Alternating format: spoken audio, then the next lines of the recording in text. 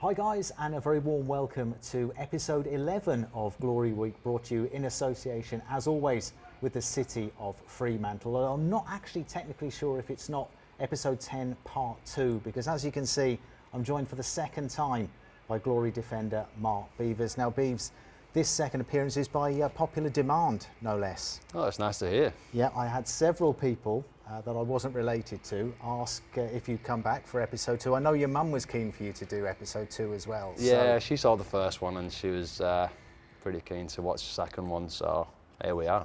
So there we are, the people have spoken, and here we are. Now, in fairness, we only scratched the surface, I think, really, in part 1. So much to talk about. Let's start with your injury situation. I can see now that the leg brace is off.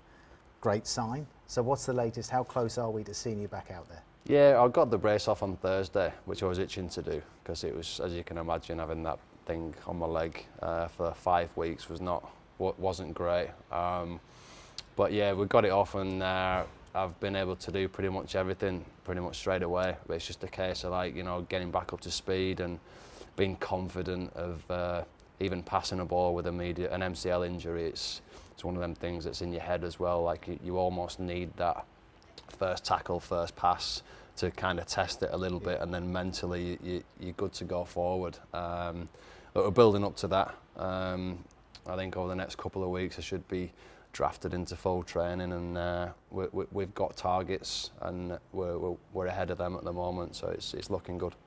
In your own mind, have you kind of just penciled a fixture on the fixture list that you're thinking, be back for that? Yeah, I think realistically probably Newcastle at home, I think, would probably be a realistic target. I mean, me personally, I would like to get back sooner, but without being silly with the injury, and obviously I've got to get back up to speed training-wise and match sharpness. So I think it's a realistic target, that game. But like I said, I've been way ahead. Well, not way ahead, but ahead of schedule in terms of how much pain I'm getting and the strength I've got in my legs as well. So it's looking very good. Good. Well, that is encouraging to hear, mate. Now, you may recall last time we spoke, we were discussing Mark's experience with promotion battles, relegation battles as well. Obviously a hot topic in Australia at the moment with the introduction of the National Second Division and the suggestion that maybe in a few years' time we could see movement between the A-League and that National Second Division in the form of promotion and relegation. As I said, as someone who's experienced sort of both ends of that stick, as it were, how would the introduction of promotion and relegation, do you think, what would the impact be on football here? I think it'd be a pretty big impact. I think, not that every game matters, whatever league you're playing. There's no doubt about that. But I think relegation and promotion brings people that work at the club into play as well. It's bigger. It's if you get relegated, then there's people. Not that you want this to happen in some ways, but it's just the reality of how it is back in England. If you get relegated, it doesn't just affect a player; it affects people that work at the club, and it affects fans. They're not going to the stadiums that they were going to watch their team play at in, let's say, the Championship. They're now going to League One, where they're not as good and the football's not as good. But there's a few points that it would affect, and I think it would be a good thing for it to come in over here, and it adds that extra bit of fire to the game as well. Like I said, there's a lot on the line, of course. You've got the grand final, winning the league, and potentially playing in Asia as well. But over there, there's a lot of things that come into play, and I think it would add that extra bit of passion maybe towards the game, which it definitely does back home. I mean, my family going to watch games over the years, whether it's been promotion or staying in the league, it's just edge of the seat stuff, and they can't watch. The leagues, just the teams in the league are just constantly changing whatever results are going off elsewhere during that game, if it is the final game, and it's just so nervy. But when the final whistle goes and you have been successful in whatever you're doing, whether it's going to be promotion or staying in the league, the relief, the feeling is just, you can't really describe it. Well, edge of the seat is probably the best way to describe, but one relegation battle that you were involved in that I wanted to touch on in particular, we're going back to 2017-18, Bolton Wanderers, what turned out to be, well, I won't spoil it too much, but a quite incredible day. If you could just give us a little bit of context of what the situation was. You're going into the final game of the season at home against Nottingham Forest. Fair to say there's a little bit on the line. It was probably one of the most nerve-wracking games for everyone involved that I've ever experienced, to be honest. I mean, before the final game, we were, well, throughout the whole season, I think we were written off to go down because we were so far behind quite early on in the season, like it was just Bolton, gone. We managed to claw ourselves back into the race of staying in the league. Even at that stage, like you kind of can see who's going to be at the top and the bottom. And we got back in the pack, and fast forwarding a little bit towards the back end of the season, we played one of the teams around us, which was Burton, away, and they beat us 2-0. So then straight away everyone's like, well, they're not staying up, Burton have beaten. So it just so happened on the last game of the season, before the last game of the season, the table shown 2 teams relegated, which were Sunderland and potentially Wigan. I can't remember the other one. You should know this. Because Barnsley were able to stay up, weren't yeah, they? Barnsley were. So Sunderland was definitely one, and then it could have been, it might have been Blackpool. I can't remember. You should know this, to be honest. I was only looking at it this morning. I've forgotten already. Anyway, there were 2 teams relegated, and obviously there's one slot available to go down. And there was in the mix, it was us, Barnsley and Burton. And Barnsley had Derby away, which was a very tough fixture. Burton had Preston away, which was a tough fixture again because Preston have got nothing to play for, and them teams can always be dangerous because even though you think they might get their feet up and they've got the flip-flops on and going on a holiday, they've also got good players and they can express themselves. So we had Nottingham Forest at home. So really on paper, because we were at home, we were probably the favourites out of all those fixtures to get a win. But we needed a win. A draw wasn't enough. We were in the relegation zone, so we had to win, and Burton could draw, which I believe they did end up doing. I can't remember. Barnsley had to lose because they were the top out of the 3 in our mini table. So regardless of what they did, we had to win. Like if we didn't win, then we were down. We were, and then them 2 stayed up, and the game just panned out like crazy for like anyone that was watching, Gillette Soccer Saturday that day at the game, or actually watching the game on TV. We heard results scorelines at half time that Barnsley were getting beat, which we thought they would, to be honest. Like we can say it now, like it was a hard game for them. They ended up getting beat 4-1. But Burton were the team that we were looking at really, because I think I'm pretty sure there might have been 1-1 half time. I think we were 0-0 at half time actually, looking back. So like at that point we're going down, and we scored. We went 1-0 up. Who scored the first now? Alfie? I think Alfie scored the first one. Alfie scored the first one. They equalised, then they went 2-1 up, and now I'm thinking like, I don't think we scored 3 goals in a game all season, that season, to be honest. So like you can understand why people weren't really thinking that it was going to happen. And I think Big Dave Wheater scored the equaliser on the 82nd or something Deflected. like that. Yeah, scruffy goal. But it went in, and then it was just chaotic 10 minutes. We had scored a goal, we were just pumping everything forward, and I think it was the 87th minute, I think Alfie went down the right hand side and he swung a crossing, and big Aaron Wilbraham scored a glancing header in the far stick, and it was, the stadium just erupted, like it was insane. But bear in mind, this is the 87th minute, so the game's not over. Like when the dust settles after the goal's been in and everyone's celebrated, like it's like, hang on a minute boys, we've got 2-3 minutes plus stoppage time to hang on here, like we're 3-2 up. And you could tell by the way that the crowd reacted that like results were going our way also. I think Burton were 2-1 down at this point. So and you're not getting that from the bench, are you? Are you just sort of picking that up from the crowd? No, yeah, well, Yeah, you're not even thinking about it at that stage, to be honest, because you kind of maybe expected them to not get the results. Like, I don't know, it was a weird day. Like, we just felt like if we were going to win, we would stay up. And yeah, anyway, they were 2-1 down, so I found out after.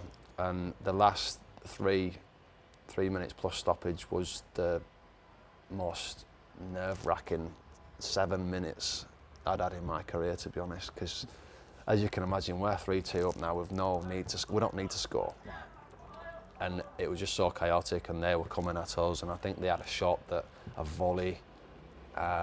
Jack Colback, I think he had a volley, and it just went over the bar. Just, rippled the top. Yeah, of it's hit the roof of the net, and like I'm thinking, oh wow, like that was way too close for comfort.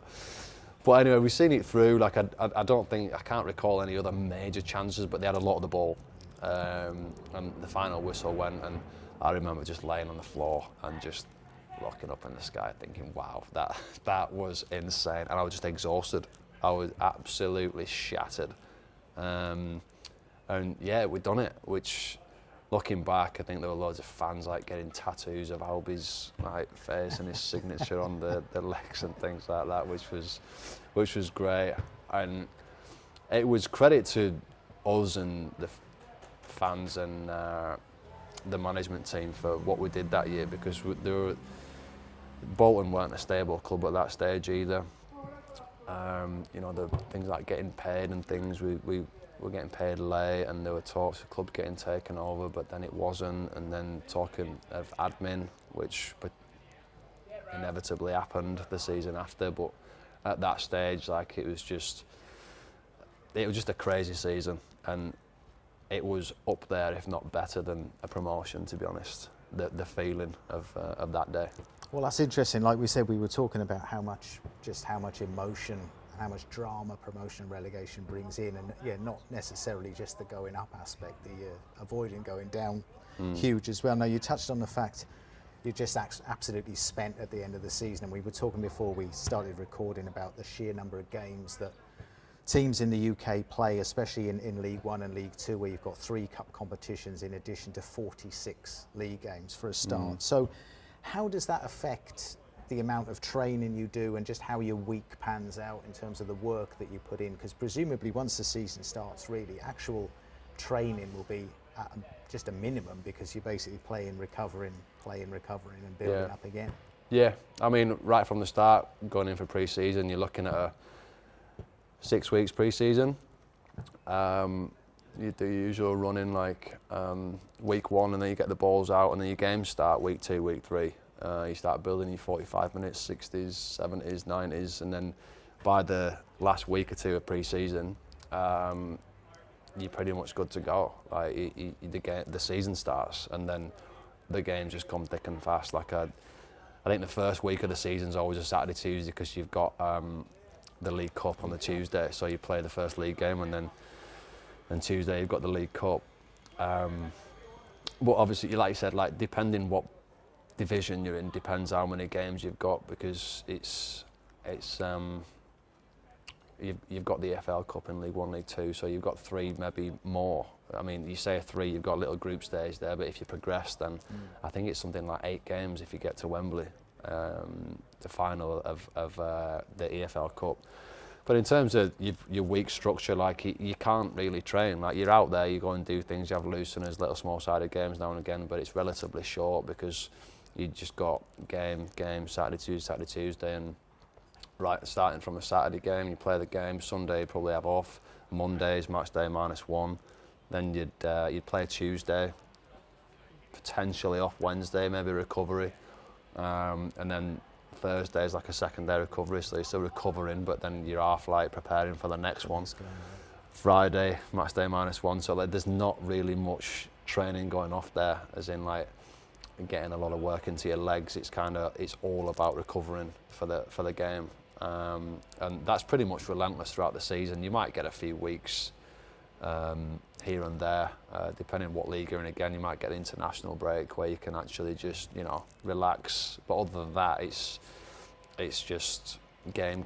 Which, as a footballer, it's great, because footballers will come on camera and say it quite often, like they're not that keen on training, they'd rather just play games. Which you get that in England and probably other leagues as well, but there's just so many cup games, and the manager would naturally rotate the team when he felt it was necessary to get fresh legs in and get players game time when they needed it, and bring players out when he felt as though they needed a rest. So, but yeah, come towards the back end of the season, you start to feel it.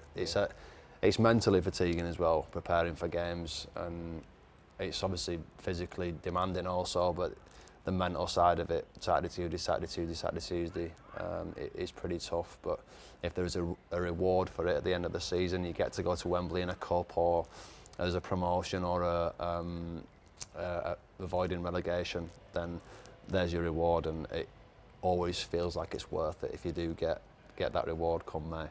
So how's it been in that case, Mark, adapting to obviously playing here in the A-League, where very, very rare to have a midweek game, so you're basically playing on from a Sunday to a Saturday, or a Saturday to a Sunday, whatever it might be. What are the sort of differences that you've noticed in terms of your body and so on?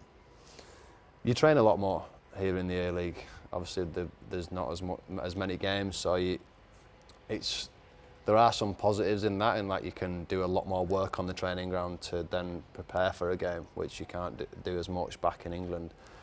On pitch anyway, you can do it on a screen, but actually working on it on the pitch, you can't do as much. Whereas here you've got Tuesday, Thursday at least, and then Friday, which is more off feet than a Tuesday and a Thursday. But you can practice a lot more. But obviously the mental demand's probably not as much, because you have just got that one game. But there's other things that I found that are harder, like travel. You're not getting on a bus and going 2 hours around the corner in England. Here you're flying across the other side of Australia, or going to New Zealand. I don't even go on holidays that far when I'm back in England. Never mind for a away game. But it's part of the parcel, and we'd never use it as an excuse if we were to pick up bad results. That's just part of the parcel of the A-League. And obviously you've got the heat on top of that as well. You're playing throughout the summer here, which it's tough. It depends where you are. You've got Brisbane, which I found really muggy and hot and sweaty, and here's like a dry heat. And I found Adelaide one of the seasons really humid and just kind of zaps you. So you've kind of got to manage your body, and hopefully you can kind of acclimatise to that weather ASAP. But it'll always be tough. It'll always be tough, that side of things. But it's the same for both teams. Again, it's not an excuse from any player saying it. It's just it is how it is, and they're probably the things that I would point out, the key differences from here to back home. So jumping around a little bit, would you rather play in a back three or a back four? Wow. If you're picking, that's a drop. You're choosing it. You're now player manager. Are we playing at the minute? Back four. Back four at the moment. I reckon it's got to be a three, isn't it? Because you've a bit more time on the ball. You can stroll about, look like Beckenbauer. I won't say stroll about. I think I've strolled about in my whole career, to be honest. I don't know. I quite like them both. I know it's an easy answer, but yeah, I can understand where you're coming from when you're in the back three. You might get a bit more time on the ball, because if they've got two up top, they might not necessarily the pressure. If they do, then you've got an overload there. So you might have a bit more time on the ball. But then, as a left centre back, you might be asked to go forward more, which is more physically demanding than in a two. Sometimes you will get centre back stepping in as a two. But I've played both systems. And I wouldn't even like to say which one I played more, to be honest. I would probably go with the back four I played more of. But it's nice to be able to adapt. I've had to adapt over the years, whatever system the managers wanted us to play. And if we were to go to a back three, I don't think it'd be a problem for myself or any other player in this team at the back. They'd be quite comfortable doing it. So, but if you're, to put a gun to my head and ask me which one, I would say both. Right. Well, whilst we're trying to get honest answers out of you, has there ever been a forward during your career that you've really hoped that your defensive partner says, I'll take him today?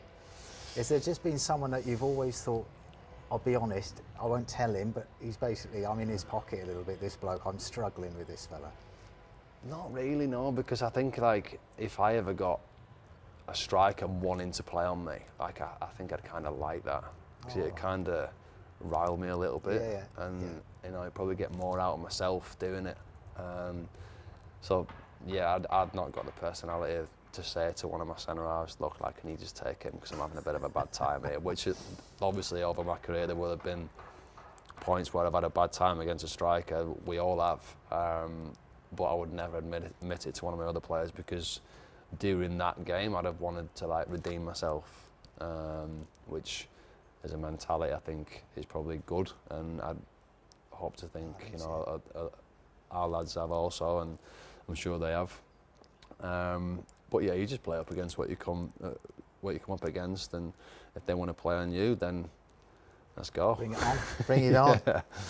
Now, you started basically your pro career started sort of mid 2000s. Like, in what ways? I guess all sorts of ways, tactical ways, sports science ways. How has the game changed in, what are we looking, sort of 18 years-ish, something like that? It's changed a lot, to be honest.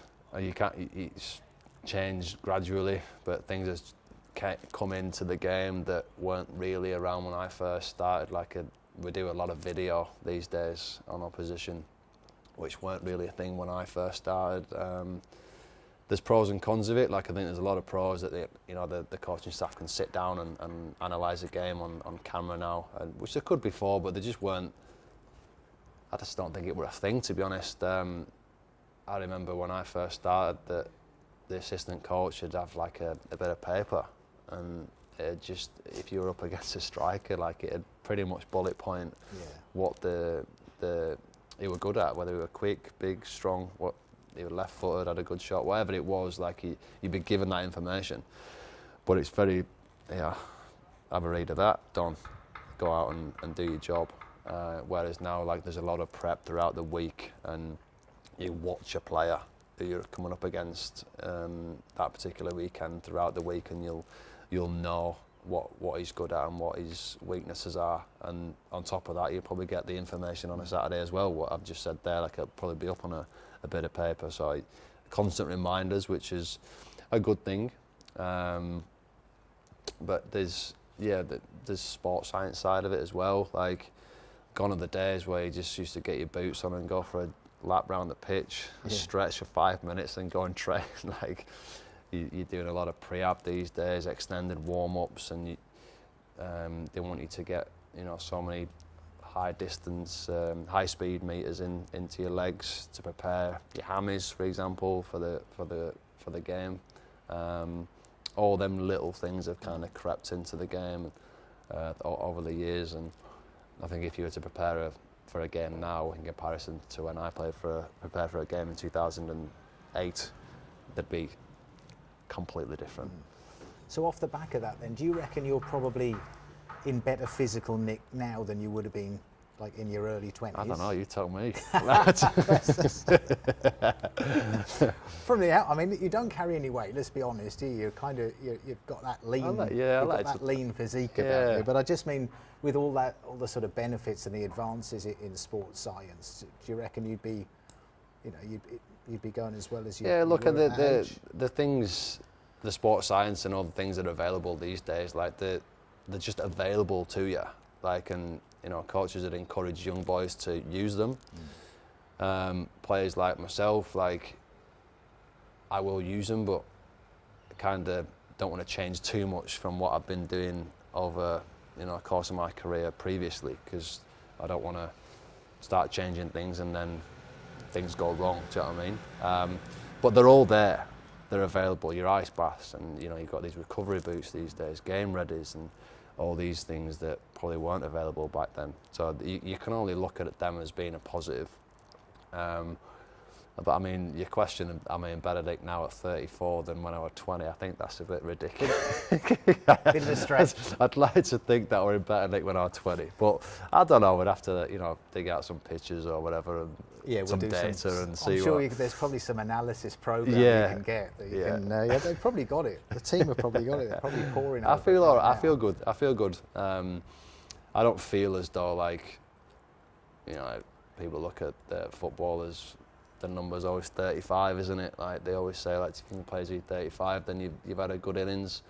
But I feel like I've got plenty left in the tank. Like I feel fit and I look after my body and do what I need to do so that I'm available to train every day. I mean, obviously I'm injured at the minute, but that was a freak accident.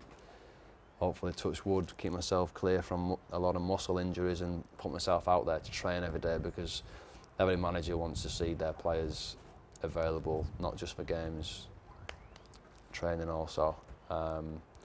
Obviously, the game's the most important thing. So, as a player, you need to do whatever you need to do to be available for that game. But I've always had the mentality of I'd rather train every day, and that gives me the best chance to be as sharp as possible on a Saturday. And I won't change that mentality for myself. Every player is different, every individual is different of what their preparation needs to be, but that's mine. Post-playing, I know, obviously, as you said, no intention of packing up anytime soon, but I imagine you must have had a little think about post-football at some stage. Any plans?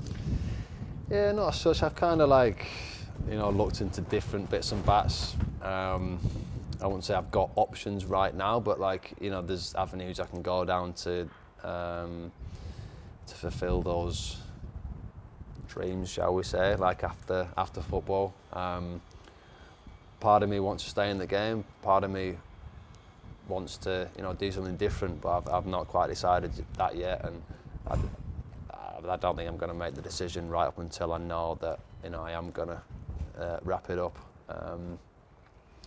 But at the moment, I think I would like to stay in the game. Just, whether it be quite like the idea of scouting. To be honest, it's been something that I can see myself doing. I've been around the game for such a long time now, even as a young kid and throughout my professional career so far, that I've seen a lot, and I've got an eye for a good player. So it's something that I could see myself doing. Going to a few games and sat there in my scout seat and just analyse players, whether it's individuals or a team analysis for a club on a Saturday, which is another thing that's done an awful lot now, where we've got people here that will scout, not particularly scout, but analyse other teams and pull out clips of players and how they play, and these then gets relayed to the players, and they can take whatever they need from that, and it gives us a better chance of winning a game on a Saturday. Now, as a dad yourself, would you encourage your kids, if they had a talent for football, bearing in mind you've seen the good and the bad of the industry over the years and everything in between, would you encourage them to go into football? I wouldn't say encourage. It'd have to come from it.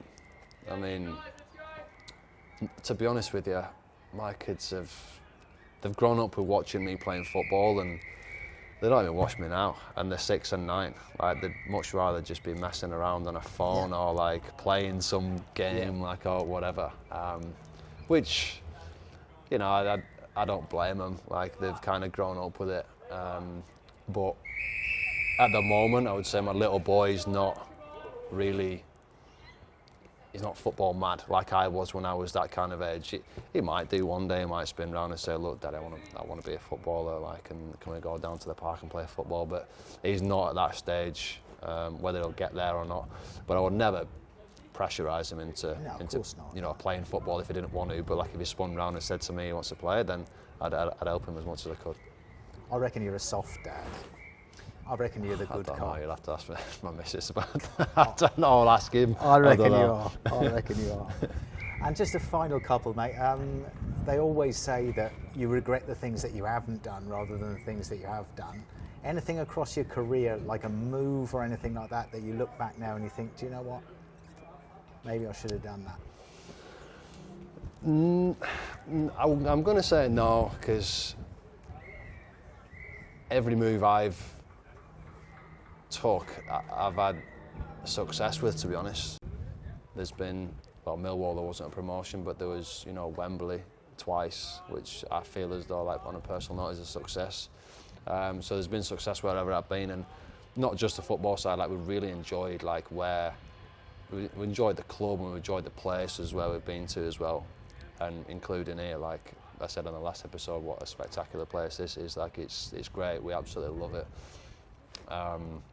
So I would say no. I know that my old man had always wanted me to play for Barnsley. Right. Which is well, that was the next question. Are there any clubs that you just secretly wish you could have played for? Yeah, look, I'm still, I don't know. We'll see. But like it has been out in the press before, like about me potentially going there. I think like mid-20s. I don't know. There was some press talk. It never got down to anything too serious, as in negotiating contracts or anything like that. I was contracted at Chef Wednesday at the time, and I think I might have been Barnsley at Millwall. Sorry, I can't remember. But yeah, but to play for Barnsley, and you know, I've got pals that went to school with that go there every week, and it's my hometown club. So maybe one day, we'll see. There you go. All right. Well, there's a possibility of part 3 because there's still a lot to get through. But I am conscious that it sounds as if someone's blowing the final whistle, trying to give us a hint down on the field there. So we might wrap it up there for today, Beeves. But thank you very much indeed for your time, mate. No problem. Appreciated it as Been always. great. Could have gone on a while longer, as we always can. But that is it for Glory Week this week. I will be back again soon.